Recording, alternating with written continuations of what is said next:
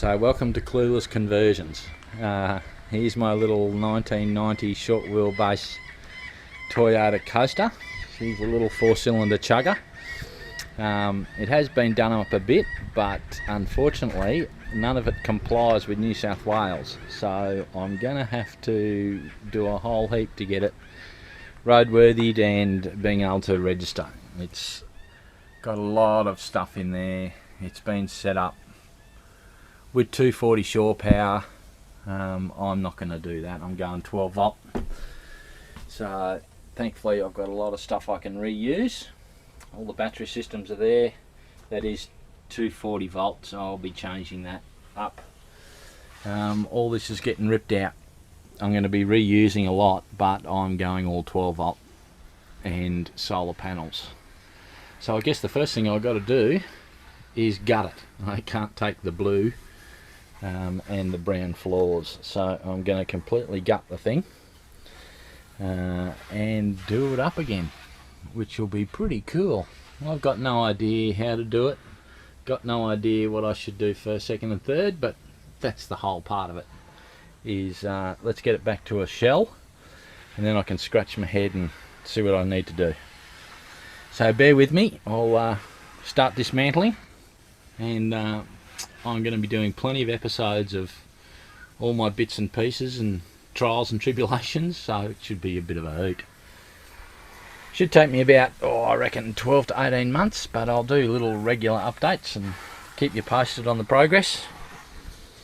But I've got something in mind which I'll try and splice in there to show you what my end product will look like.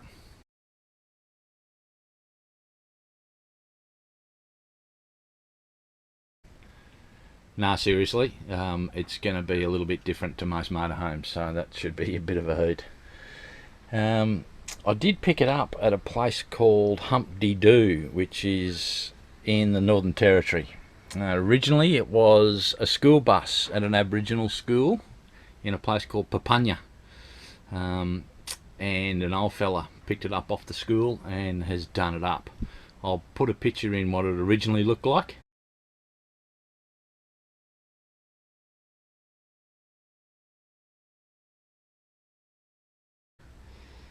And obviously now what it looks like, but I'm going to do it again and transform it up.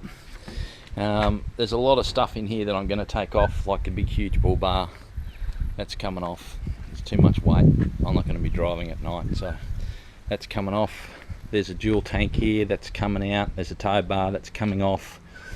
A lot of the timber's is like a heavy chipboard timber, so I'm going to go bit of plywood. It's a 4-cylinder chugger, so it really needs to not have as much weight as it's got now. I can't even get it up to 90 k's an hour at the moment, which is pretty funny. But yeah, she's got a bit of work to do, so let's crack on, eh?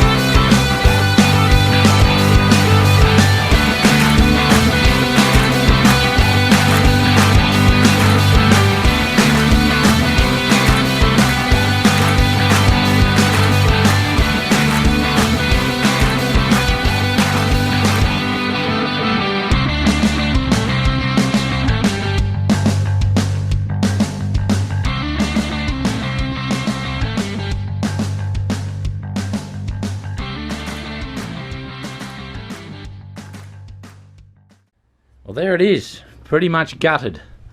As you can see, it's a little different from when I first started. Damn, it was hard work, I can tell you. It was a lot of screws and a lot of blood, sweat and tears actually to try and get this a little empty. looks bloody ugly, I know that, but I have a vision. So what have I done? Taken the ceiling material off. Somehow you can see here that someone stood on the roof, and there's actually little holes in there, so I need to take all of this stuff off just to make sure it's all sealed. You know, if I board this up and there's a hole, then I'm screwed. So unfortunately all this material's got to come off so I can just double check.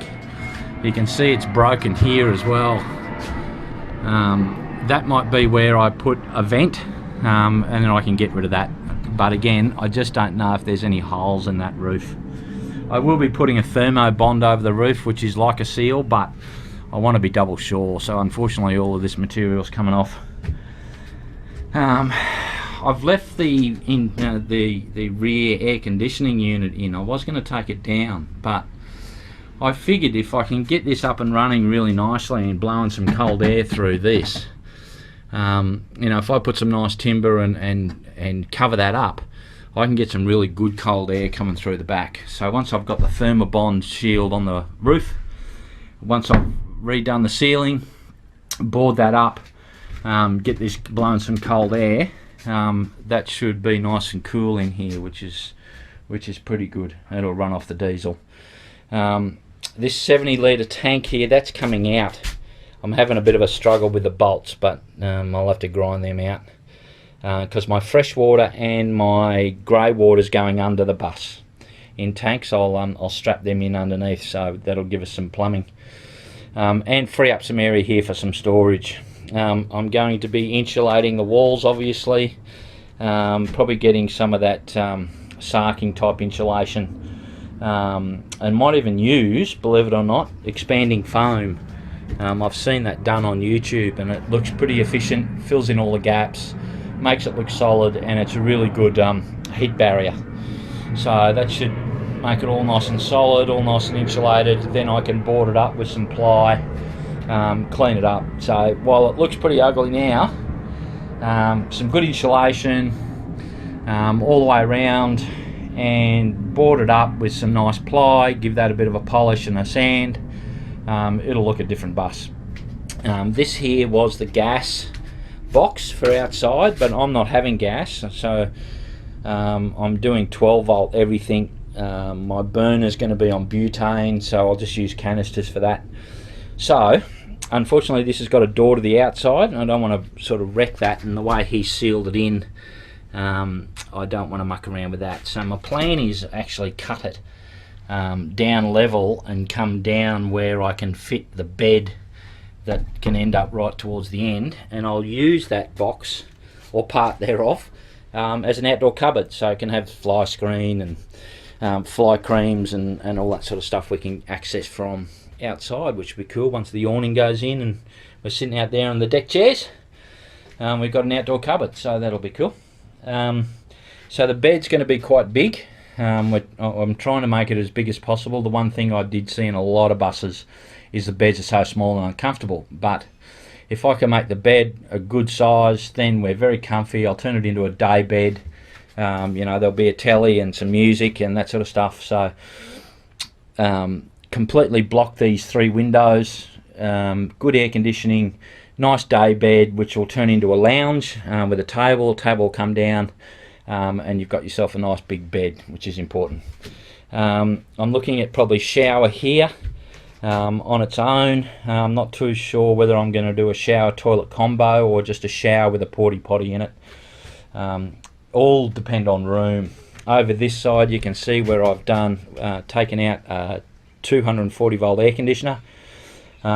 Pretty messy, I know, but again it's all about keeping the integrity of the outsides. You can see where the lips are. I'm going to clean all that up, obviously.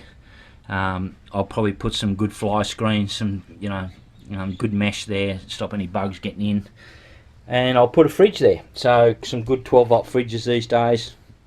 The fridge can go there, the heat can go outside, so that'll fix that. This will be where the kitchen goes, all along here, which will be pretty cool. Over here behind Steph, I'm going to put the batteries and the solar panel charge controllers and the fuse boxes and all that sort of stuff. So that's where that'll all live. You can see I've ripped off all the air conditioning panels right along, even to the end. Now I'm going to keep this just because of the way it's bent, its material.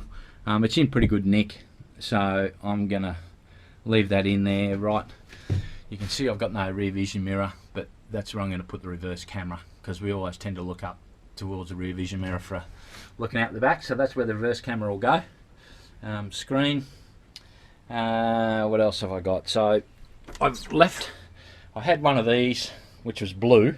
I've painted it black, and they go on the end here, as you can see.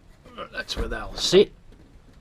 Now I'm actually going to fix that back in. I've painted it black, and I'm going to use these vents, and I'm going to put lights in them. So that'll be where a speaker goes, they'll be where some lights go, and they'll have switches, and you know, the passenger can actually use a downlight for reading or whatever. I've got the same on the other side. I've painted it black. I'll put that in. That'll be for some downlights and speakers as well. So that'll tie that in nicely. It finishes about here, and that's where a wall will go. So it'll just be a perfect little setup there. So there you go. I've done most of it. Still got a few bolts and bits to pull out, but what's the next step? So clean it up a bit, get rid of a bit of piping and some more wiring that I don't need. This is obviously for the bus, so leave that alone. Once I clean that up, I might actually get an air conditioning mechanic out and just give this thing a once over, regas it, make sure it's all working. Get him to have a look at the front one, because the front one air conditioner is not working that flash either. So I'll get him to have a good look at that and get it up and running. And I think I'll probably need the reverse camera in first, because that'll need to go through the ceiling and out the back before I board it up. So I'll get that in, and that way obviously I can darken these screens, start insulating and getting the boards up, so I can sort of end up with a bit of a blank canvas with all the walls done, ceiling done. All my wiring and plumbing is actually going to go through all the cupboards, so I can board this up pretty quickly once I've insulated it. I didn't want to run wires along the inside of the walls, because clearly if I need to get access to them, it's just a bit of a nightmare. So I'll be running all my wires through the cupboards and my plumbing through the cupboards. That way I've always got access to it.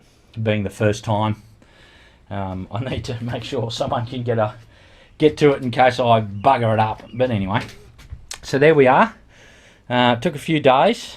I picked the time of the year right just before summer in Queensland. It's stinking hot in this bus, even with the windows open. So a lot of work on air conditioning and insulation. I'm actually going to use expanding foam in there and fill in all those little gaps. Apparently it's a very good insulator. I'll make sure that I've got all the wires out of the way so we can access them if they need to. So yeah, expanding foam. Probably on the floor here I'll use some of that sound deadening stuff, and heat thing. There's the engine right here, so a lot of heat obviously comes up, so sound and heat deadening mats down before I put carpet down.